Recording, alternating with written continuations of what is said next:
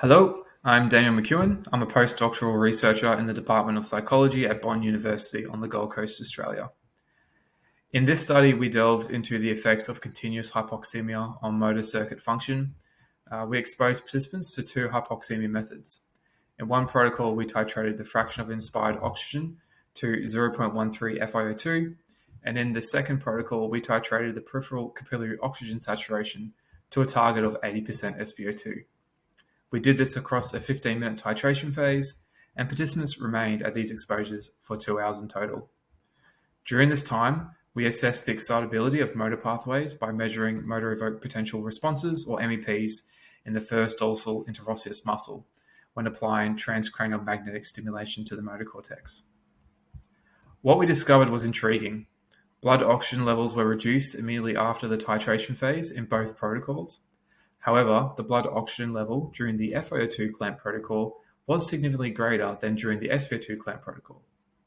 Furthermore, the blood oxygen level during the FiO2 clamp protocol progressively increased throughout the 2-hour duration, whereas remained lower during the SpO2 clamp protocol.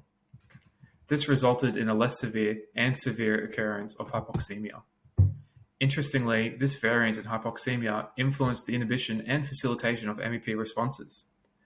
By 2 hours of exposure, the activity of circuits responsible for inhibiting the excitability of motor pathways was reduced in the more severe exposure of hypoxemia, but not the less severe exposure. While the activity of circuits responsible for facilitating the excitability of motor pathways was less during the severe hypoxic protocol, but not the less severe protocol.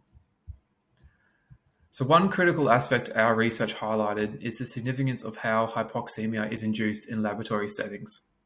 The traditional methods of inducing hypoxemia based on clamping the oxygen content of the inspired air can lead to progressively differing levels of hypoxemia at the tissue level.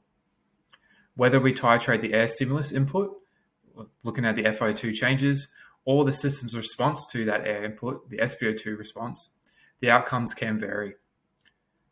This understanding is pivotal for future hypoxia research, urging a need to standardize and consider these methodological differences. Understanding how hypoxemia affects our motor circuits is vital. Our findings shed light on the nuanced impact of hypoxia levels on motor responses, with potential implications for conditions relating to oxygenation. This research opens doors for future studies exploring the link between oxygen saturation, neural circuits, and physiological responses, paving the way for translational applications in other extreme environments and beyond. If you'd like to know more about the study, you can find it in the September issue of Experimental Physiology. Thanks for watching.